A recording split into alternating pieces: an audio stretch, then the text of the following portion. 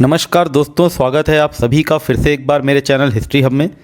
आज हम चर्चा करेंगे मध्यकालीन भारत से जुड़े कुछ महत्वपूर्ण प्रश्नों की, जिसमें हम प्रांतीय राजवंशों की भी चर्चा करेंगे। और आज का जो लेक्चर होगा हमारा, ये आने वाले नेट के एग्ज़ाम के लिए काफ़ी उपयोगी सिद्ध होगा, क्योंकि आज मैं वही प्रश्नों को डिस्कस करूँगा जिनका एग्ज़ाम में आने की संभावना बहुत अधिक है। इसलिए जुड़े रहिएगा इस सेशन में आप शुरू से लेकर अंत तक, जिससे कुछ भी इंपॉर्टेंट बात आपसे मिस ना हो। यदि किसी तरह का सवाल आपके मन में आता है या कोई प्रश्न आपको परेशान कर रहा है, तो वीडियो के लिंक में दिए गए मेरे टेलीग्राम चैनल से आप जुड़ सकते हैं और उससे पूछ सकते हैं। तो चलिए बिना समय नष्ट करते हुए शुरू करते हैं हम अपना आज का सेशन, मध्यकालीन Bharat expected MCQs for net exam. पहला प्रश्न है, राजा ने इतनी स्वतंत्रता दे रखी थी कि कोई भी व्यक्ति इच्छा अनुसार विचरण कर सकता था और अपने धर्म के अनुसार जीवन बिता सकता था। यह कथन विजयनगर साम्राज्य के विषय में किस विदेशी यात्री का है? ऑप्शन में दिया है Domingo Paes, Abdul Razzaq, Barbosa और नूनिस। तो ये जो जितने भी आपको नाम दिए हुए हैं, ये सारे के सारे यात्री विजयनगर एम्पायर में, इन्होंने साम्राज्य में इन्होंने अपने विचार व्यक्त किए हैं, उसकी यात्राएं की हैं। और ये जो कथन है, ये कथन है आपका बारबोसा का। और ये बारबोसा किसके समय में आता है? बारबोसा जो है ये आता है कृष्णदेव राय के समय। तो कृष्णदेव राय के समय में बारबोसा भी आता है और कृष्णदेव राय के समय में डोमिंगो पायस भी आता है। लेकिन ये जो कथन है, ये है कथन बारबोसा का। और ये बारबोसा कौन है? ये है एक पुर्तगाली। तो ये पोर्चुगीज़ है, पुर्तगाली है। और जैसा कि आपको पता है, उस समय पुर्तगालियों का आरंभ जो है भारत में शुरू हो गया था आना। और ये 1500 ईस्वी की बात कर रहा है, 1516 के आसपास, मतलब 1500 से 1516 के बीच की बात है। तो इस समय पुर्तगालियों का आना शुरू हो गया था। और ये बारबोसा इस तरह से जो विजयनगर एम्पायर है, साम्राज्य है, उसके बारे में एक तरह से ये प्रशंसा कर रहा है और बता रहा है कि विजयनगर साम्राज्य जो है वो किस तरह से है, उसका नेचर क्या है। अगर उसका धार्मिक एंगल देखें, हम रिलीजियस एंगल देखें, तो उसका नेचर क्या है? सेकुलर टाइप का रिलीजन है, ये बारबोसा बता रहा है। तो ये जो कथन है बहुत ज़्यादा महत्वपूर्ण है। राजा ने इतनी स्वतंत्रता दे रखी थी, मतलब अपने अपने रिलीजन को फॉलो करने की बात कर रहा है, स्वतंत्रता दे रखी थी। और ये हमको याद रखना है, बारबोसा का कथन है। दूसरा प्रश्न है विजयनगर एम्पायर के ऊपर फिर से, और उसके जो यात्री हैं, विदेशी यात्री, उसी के ऊपर है। बहुत बार प्रश्न पूछे जाते हैं। विजयनगर से वापस लौटते समय किस विदेशी यात्री को अरबों ने पकड़ लिया और उसके बीवी बच्चों को मौत के घाट उतार दिया और अपनी जान छुड़ाने के लिए उसने इस्लाम धर्म अपना लिया था? तो ऑप्शन दिया है आपको बारबोसा, डोमिंगो पायस, बार्थेमा और निकोलो कोंटी। अब ये जो बात कर रहा है, ये कर रहा है निकोलो कोंटी के बारे में। निकोलो कोंटी जो है, जब यहाँ से वापस जा रहा होता है, जब विजयनगर एम्पायर की अपनी यात्रा करके जब वापस जाता है, तो उसको रास्ते में अरबी यात्री पकड़ लेते हैं और उसके बीवी बच्चों को मौत के घाट उतार देते हैं। बस वो अपनी जान छुड़ाने के लिए इस्लाम धर्म कबूल कर लेता है। और जब वो वापस पहुंचता है, अब ये कहाँ का यात्री है? ये है इटली का। तो जब ये इटली वापस पहुंचता है अपने देश, तो वहाँ पे जो प्रीस्ट होते हैं, जो चर्च के जो प्रीस्ट हैं, वो इसको वापस क्रिश्चियनिटी में ले लेते हैं, इस शर्त पे कि वो जितने भी बाहरी देशों की यात्रा करके आया है, उनके विवरण वो एकदम सही सही देगा। तो इस बेसिस पे इसको, निकोलो कोंटी को, वापस क्रिश्चियनिटी में ले लिया जाता है। और ये विजयनगर एम्पायर की जो यात्रा करता है, किसके समय में करता है? ये करता है देवराय द्वितीय के समय में। तो देवराय द्वितीय के समय में आता है देवराय प्रथम के समय में आता है निकोलो कोंटी। देवराय प्रथम है ये, द्वितीय नहीं है। तो देवराय प्रथम के समय में आता है निकोलो कोंटी। और ये निकोलो कोंटी जो है, ये भारत में बहुत सारे त्योहारों का विवरण देता है, जैसे महानवमी का विवरण देता है, दीपावली, होली, इन सब का विवरण देता है। और ये साथ ही साथ सती प्रथा का सबसे पहला विवरण देने वाला विदेशी यात्री है विजयनगर एम्पायर में। तो सती सिस्टम से हमको इसके विवरण से पता चलता है कि सती सिस्टम उस समय था विजयनगर एम्पायर में। ये पहला विदेशी यात्री, ये हमको याद रखना है, पहला विदेशी यात्री है निकोलो कोंटी। बाद में और भी विदेशी यात्रियों ने दिया है विजयनगर एम्पायर में सती प्रथा के बारे में, लेकिन निकोलो कोंटी जो है, ये पहला ऐसा विदेशी यात्री है। उसके अलावा ये जो विजयनगर एम्पायर है, उसकी सैन्य दृष्टि से भी उसकी भी व्याख्या करता है और बताता है कि जो विजयनगर एम्पायर है, उसकी सेना करीब करीब 11 लाख की है। और ये सेना 11 लाख की बताने वाला जो विदेशी यात्री है, ये एक बार यूजीसी नेट में पूछा जा चुका है एग्ज़ाम में, शायद 2014 या 15 के पेपर में आया था। तो ये याद रखिए, निकोलो कोंटी है और ये बताता है विजयनगर एम्पायर के बारे में क्या क्या चीज़ें बताता है, ये आपको याद रखना है। और साथ ही ये जो फैक्ट जो मैंने बताया है कि जब ये वापस जाता है तो इसको अरबी लोग पकड़ लेते हैं और इसके बीवी बच्चों को मौत के घाट उतार देते हैं और अपने को बचाने के लिए ये इस्लाम धर्म कबूल कर लेता है।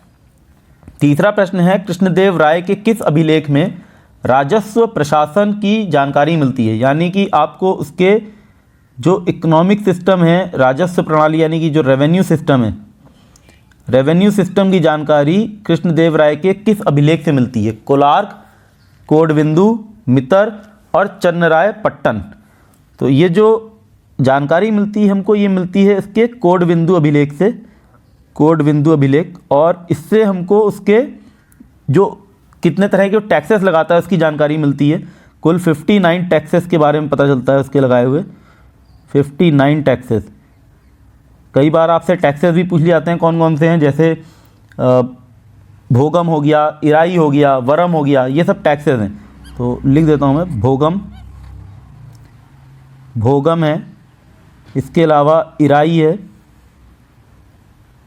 ये सब टैक्स के टाइप्स हैं इसके। और ये जो आपको आखिरी के 2 ऑप्शन दिए हैं, मितर और चन्नराय पट्टन, ये अभिलेख हैं विजयनगर साम्राज्य में हरिहर द्वितीय के। तो ये हरिहर द्वितीय से जुड़े हुए अभिलेख हैं, मित्र और Channarayapatna. Fourth question, match the following है।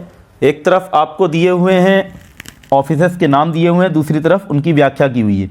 बारबेक, दाजिब खास, वजीर अशरफ, दाबिर, और दूसरी तरफ दिया है खजाने का प्रमुख, राजा का निजी सेवक, सचिव और विदेश मंत्री।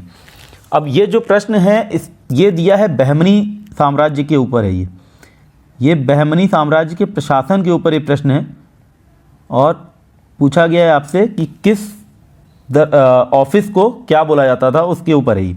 तो जो बारबेक है, ये बारबेक जो है ये राजा का निजी सेवक है बारबेक। और जो दाजिब खास है ये है खजाने का प्रमुख। इसके साथ आपका जो दाबिर है ये हो जाएगा सचिव, और वज़ीर अशरफ जो है ये विदेश मंत्री है।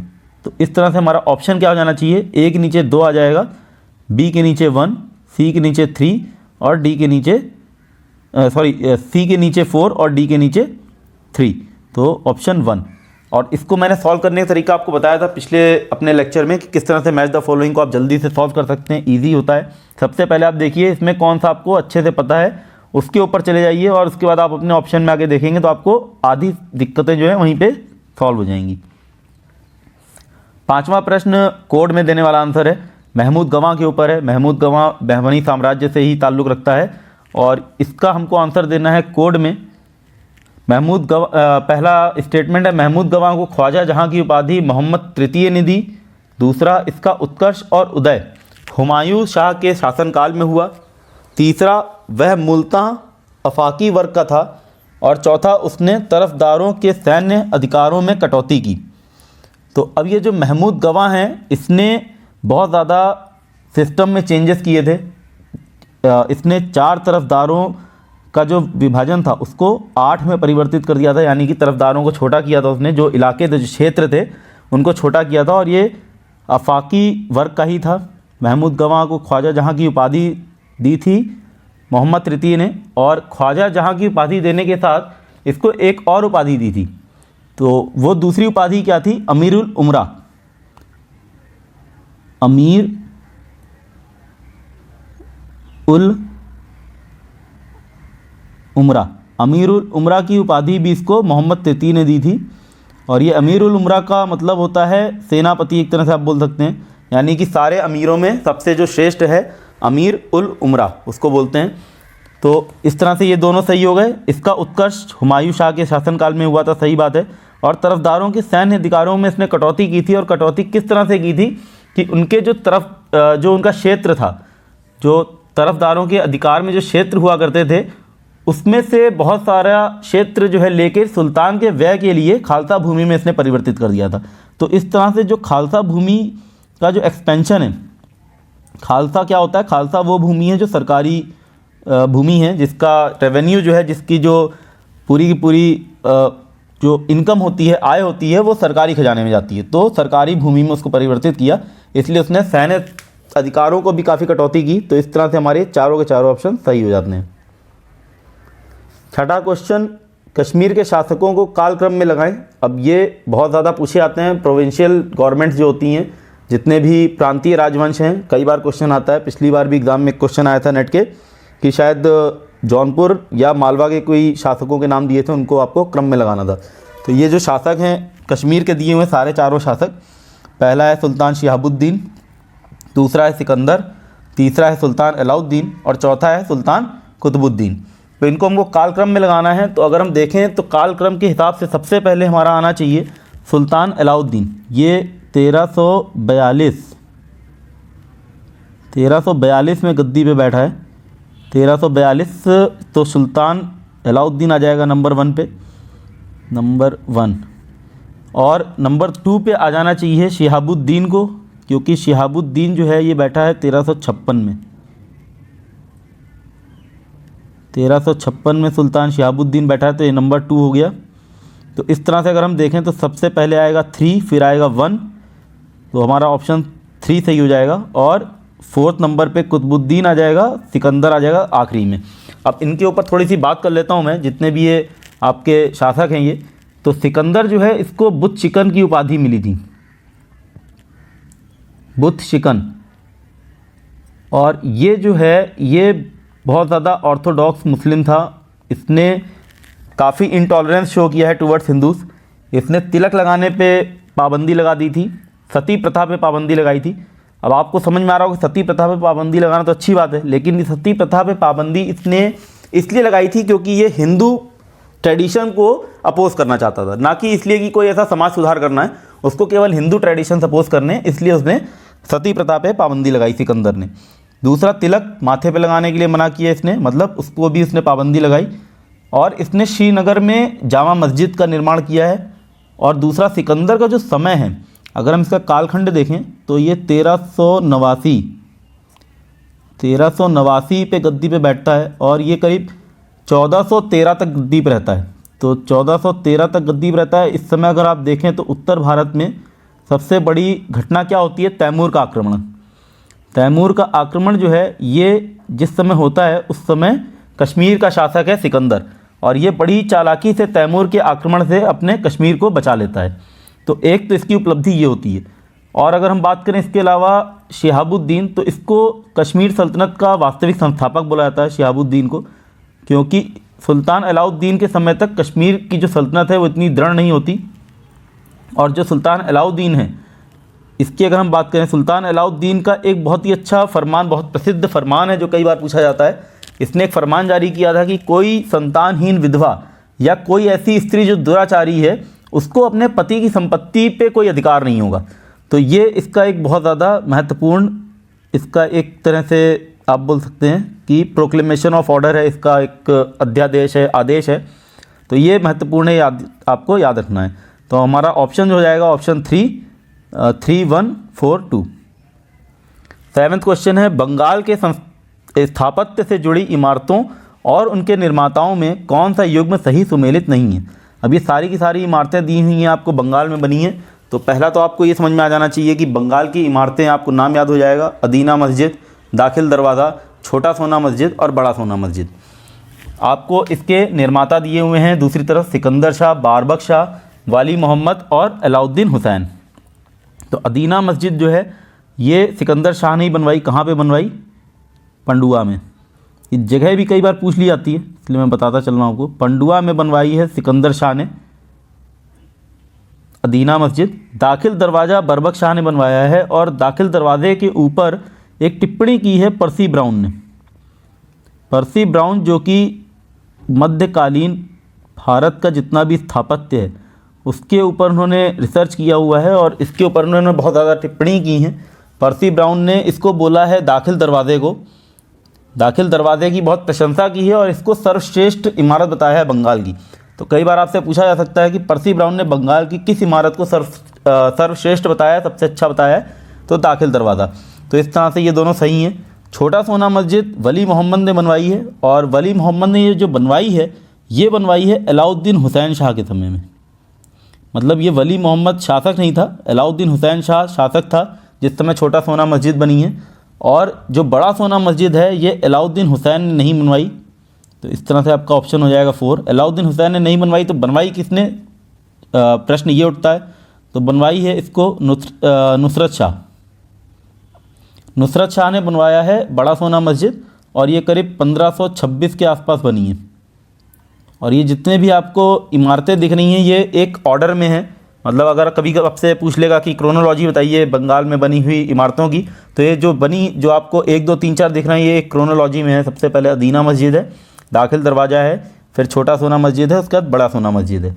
अब ये अलाउद्दीन हुसैन जो हैं इसके बारे में थोड़ी चर्चा करते हैं। बहुत ही ज़्यादा फेमस पर्सनालिटी है बंगाल के जितने भी सल्तनत के राजा हुए हैं उनमें, क्योंकि ये अपनी हिंदू प्रजा का स्नेह इनको प्राप्त था और इसने हिंदू को काफ़ी सम्मान दिया है। और हिंदू उसे सम्मान देने के लिए इस सीमा तक गए कि उन्होंने उसे कृष्ण का अवतार, नृपति तिलक और जगत भूषण कहा। तो ये जो उपाधियां हैं कृष्ण का अवतार, नृपति तिलक और जगत भूषण, ये है किसकी, अलाउद्दीन हुसैन शाह की। दूसरा महत्वपूर्ण फैक्ट ये है कि अलाउद्दीन हुसैन शाह के समय में ही आपके चैतन्य महाप्रभु जो है वो बंगाल में बहुत ज़्यादा विख्यात हुए। और तीसरा है आपका इसके जितने भी अधिकारी थे वो बहुत ज़्यादा, जितने भी प्रतिभाशाली अधिकारी थे वो मैक्सिमम हिंदू थे। जैसे एक गोपी बसु का नाम हमको आता है जिसका मंत्री था गोपी बसु। दूसरा एक मुकुंद दास का नाम आता है जो इसका एक निजी चिकित्सक है, यानी कि इसका फैमिली डॉक्टर है मुकुंद दास, एक हिंदू है। दूसरा प्रसिद्ध बंगला लेखक है मालाधर बसु, नाम सुना होगा आपने, मालाधर बसु। इन्होंने कृष्ण विजय लिखी है, यानी कि जो भगवत गीता है उसका बंगला अनुवाद है कृष्ण विजय इन्होंने लिखी है मालाधर बसु ने। तो इनको भी इसने संरक्षण दिया है। और जसराज खां जो है ये भी इसी के शासन में फले फूले हैं। जबकि जो मालाधर बसु है इनको संरक्षक बरबक शाह ने भी दिया था, आगे चल के अलाउद्दीन हुसैन शाह ने भी इनको संरक्षक दिया। 8वां प्रश्न है, किस दिल्ली सुल्तान ने कहा मेरे 3 काजी हैं, उनमें से एक मुझसे नहीं परंतु ईश्वर से डरता है, दूसरा ईश्वर से नहीं परंतु मुझसे डरता है, और तीसरा ना तो मुझसे डरता है और ना ईश्वर से डरता है। ऑप्शन है आपके बलबन, अलाउद्दीन खिलजी, मोहम्मद बिन तुगलक, फिरोज़ तुगलक। अच्छा, ये बहुत ही इंटरेस्टिंग सा एक स्टेटमेंट है। मैं आपको आंसर बताने से पहले बताता हूँ कि किसकी किसकी बातें की जा रही हैं। अब ये जो तीसरा जो बोला है ना, तीसरा ना तो मुझसे डरता है ना ईश्वर से डरता है, ये बात हो रही है किसकी, ये बात हो रही है मिनहाज की। मिनहाजुस सिराज नाम आपने सुना होगा, मिनहाजुस सिराज की बात हो रही है। जो तीसरा है जो ना मुझसे डरता है और ना ईश्वर से डरता है। और ये जो दूसरा है ये कौन है जो मुझसे डरता है परंतु ईश्वर से नहीं डरता। तो ये जो दूसरा है ये है आपका काजी लश्कर, काजी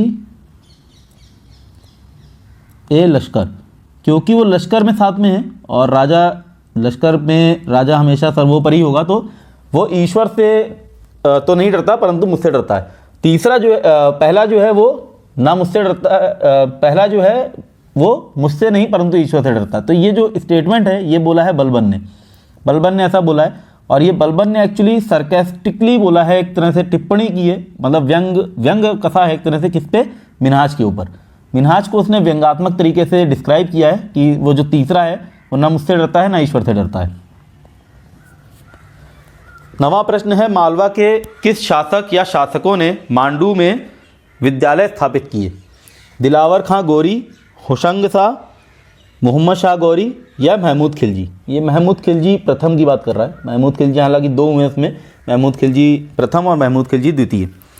तो विद्यालय किसने किसने बनवाया है?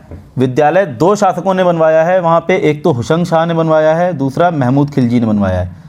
तो हमारा ऑप्शन हो जाएगा 2 और 4 यानी कि सेकंड। इसके अलावा महमूद खिलजी जो है इसने यहाँ पे एक हॉस्पिटल भी बनवाया है, यानी कि एक औषधालय भी बनवाया है मांडू में। तो प्रश्न अगर आपसे पूछा जाता है कि हॉस्पिटल किसने बनवाया है तो महमूद खिलजी आएगा खाली, लेकिन अगर विद्यालय है और अगर ऑप्शन में होशंग शाह और महमूद खिलजी दोनों हैं तो दोनों हो जाएंगे, अगर एक है तो कोई एक आंसर हो जाएगा। इसके अलावा जो होशंग शाह है ये आपके लिए इसलिए ज़रूरी है क्योंकि इसने एक सिटी बसाई है, कौन सी? होशंगाबाद। जो लोग MP से होंगे उनको पता होगा इस सिटी के बारे में बहुत अच्छे से। नर्मदा नदी के तट पे बसी है, भोपाल के पास है होशंगाबाद। तो होशंगाबाद को बसाने का श्रेय किसको जाता है? वो जाता है होशंग शाह को। इसके अलावा जो होशंग शाह है, इसकी धार्मिक सहिष्णुता की नीति भी रही है, तो ये भी हमको थोड़ा सा याद रखना है। धार्मिक सहिष्णु कई बार पूछता है कौन कौन मध्यकालीन भारत में। प्रांतीय राजवंशों में कई बार पूछ लिया जाता है धार्मिक सहिष्णु कौन है, असहिष्णु कौन है। जैसे हमने अभी बात की थी अलाउद्दीन हुसैन शाह की, उससे पहले हमने बात की सिकंदर की कश्मीर के। तो ये सब प्रश्न कई बार बन जाते हैं।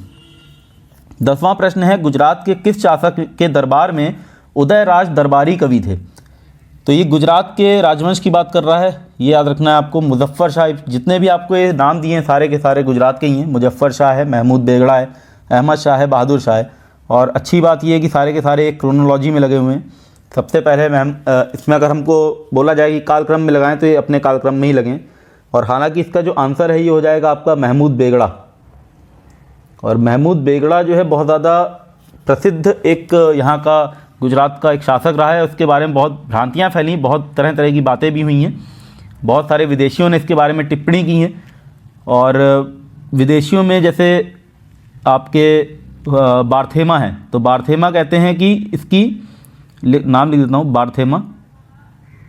बार्थेमा कहते हैं कि इसकी जो दाढ़ी है वो सफ़ेद है काफ़ी, और बहुत इतनी लंबी है कि मतलब उसकी कमर तक पहुंच गई है। और उसकी मूँछों की बताते हैं इतनी लंबी है कि उसको वो सर के पीछे घुमा के बांध लिया करता था। तो इस तरह से काफ़ी तरह तरह की बातें हुई हैं इसके ऊपर।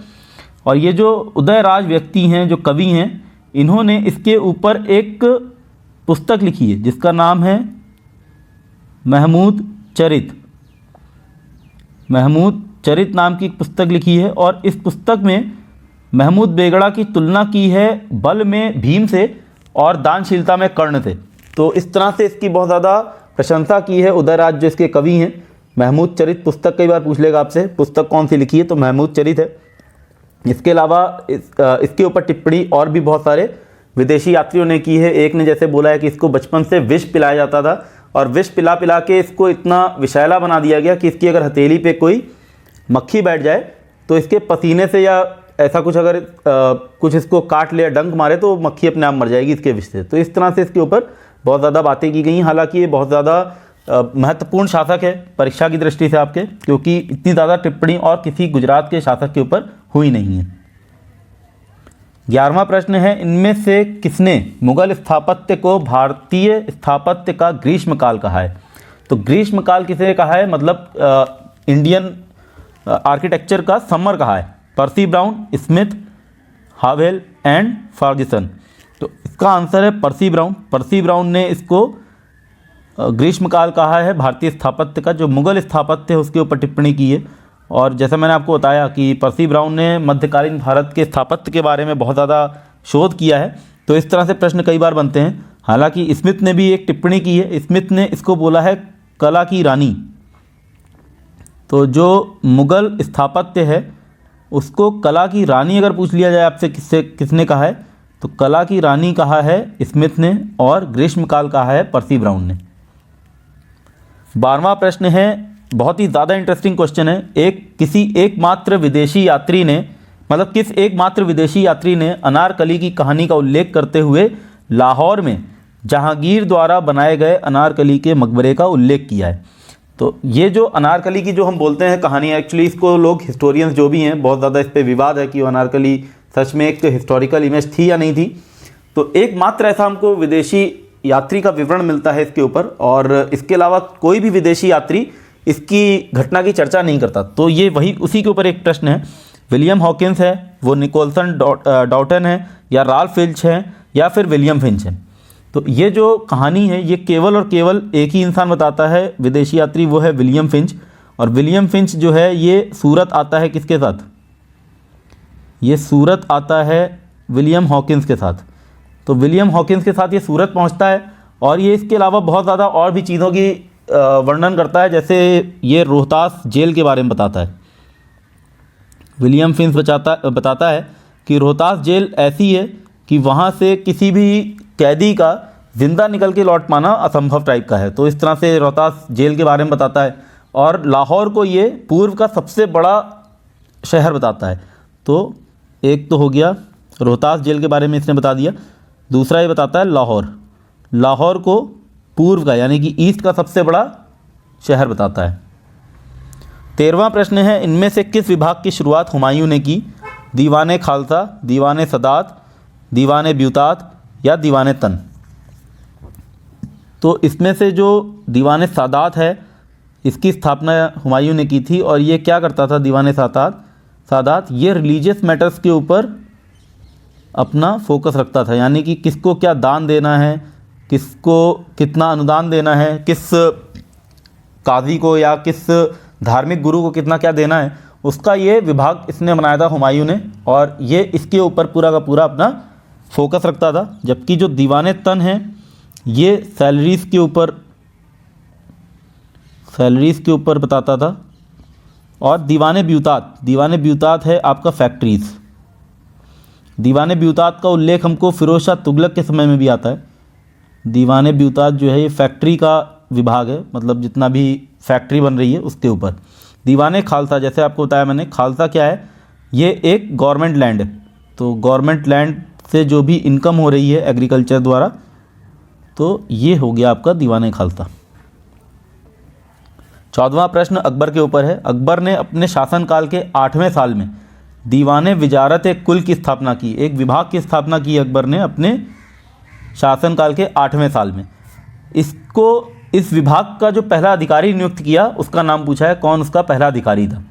तो ये जो दीवाने विजारत एक कुल है ये कौन सा विभाग है? सबसे पहले अगर आपसे पूछ ले कि विभाग कौन सा है, कई बार मैच द फॉलोइंग में पूछ लेगा, तो राजस्व विभाग है ये। राजस्व विभाग यानी कि फाइनेंस मिनिस्ट्री, एक तरह से फाइनेंस मिनिस्ट्री है।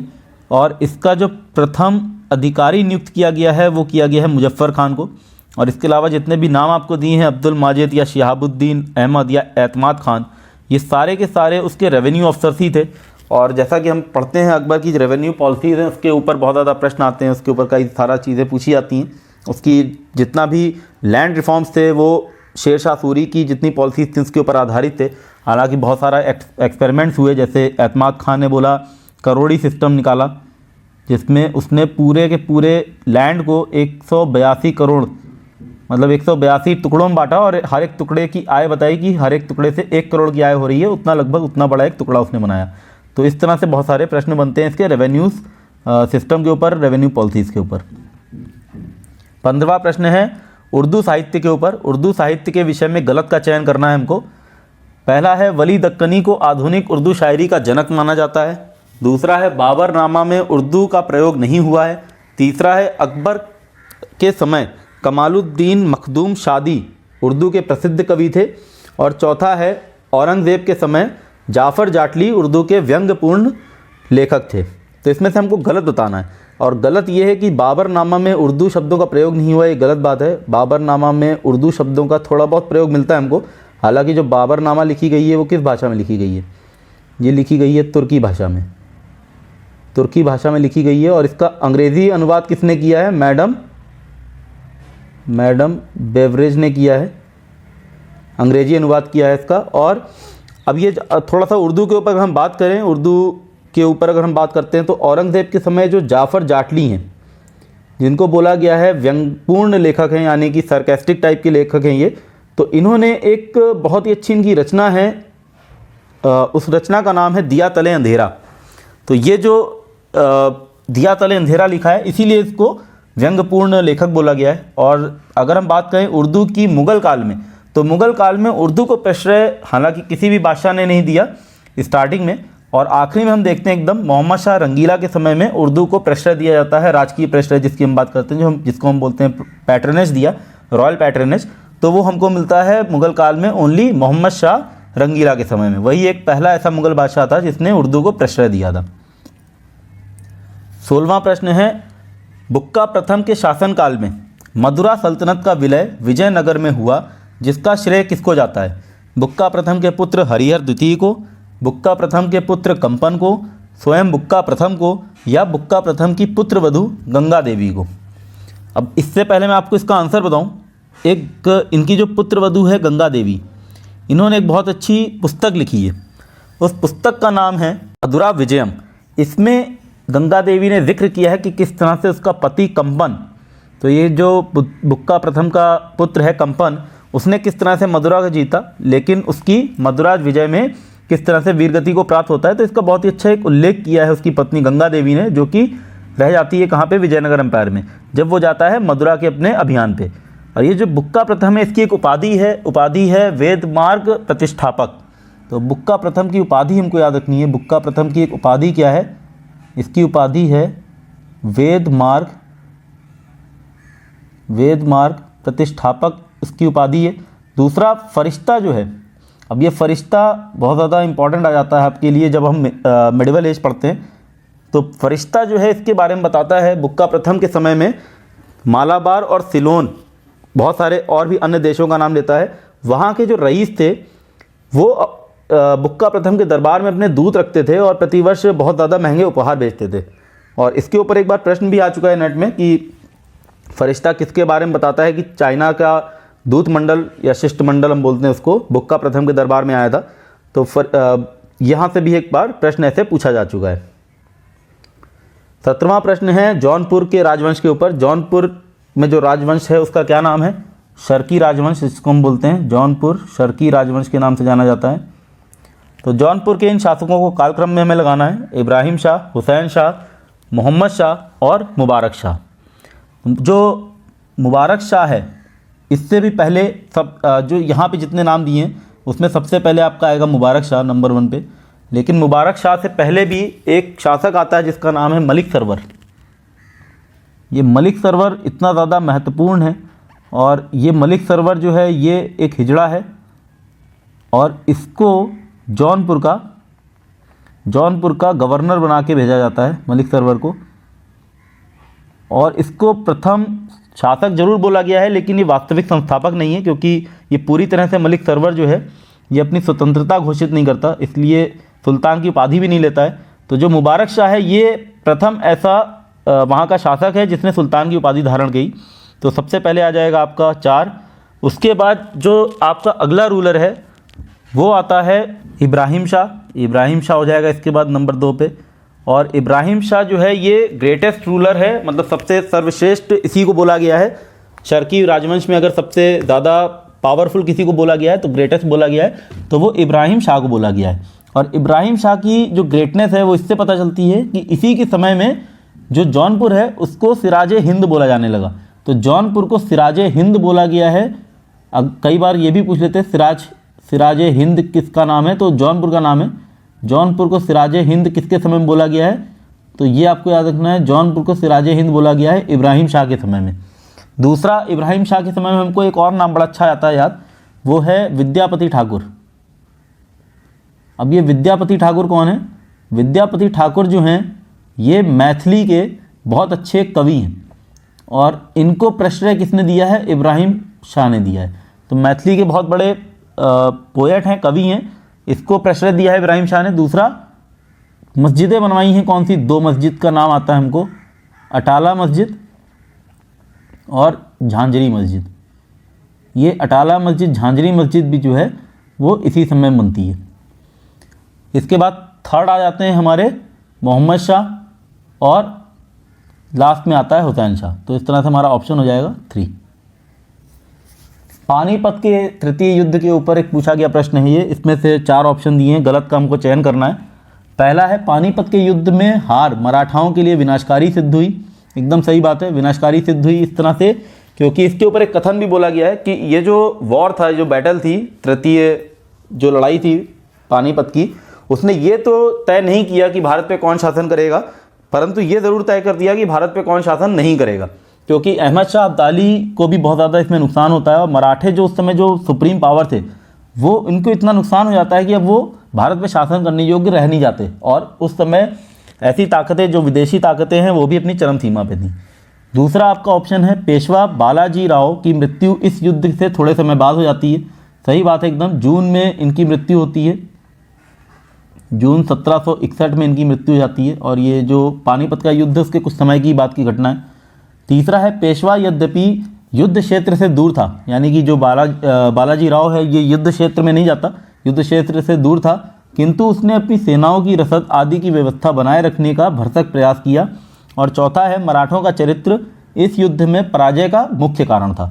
तो ये जो तीसरा सेंटेंस है वो गलत है, और गलत इसलिए है क्योंकि उस समय जो पेशवा थे उनको बहुत ज़्यादा फाइनेंशियल डिफ़िकल्टीज़ हो रही थी, आर्थिक समस्याएं थी, आर्थिक तंगी थी, और आर्थिक तंगी के कारण ही वो सहायता नहीं पहुंचा पाते, जिसकी वजह से जो मराठा कैंप है उसमें भुखमरी की हालत हो जाती है, और यही उनके हार का मुख्य कारण भी बनता है आखिरी में चल के। और इसी से आपको मराठा के चरित्र का भी पता चलता है। तो हमारा जो आंसर हो जाएगा वो हो जाएगा आंसर नंबर 3, क्योंकि सेनाओं की रसद की व्यवस्था वो बनाए रखने का प्रयास नहीं कर पाता। हालांकि उसने एक अपने अधिकारी को यहाँ पे नियुक्त किया था जिसका नाम आता है गोविंद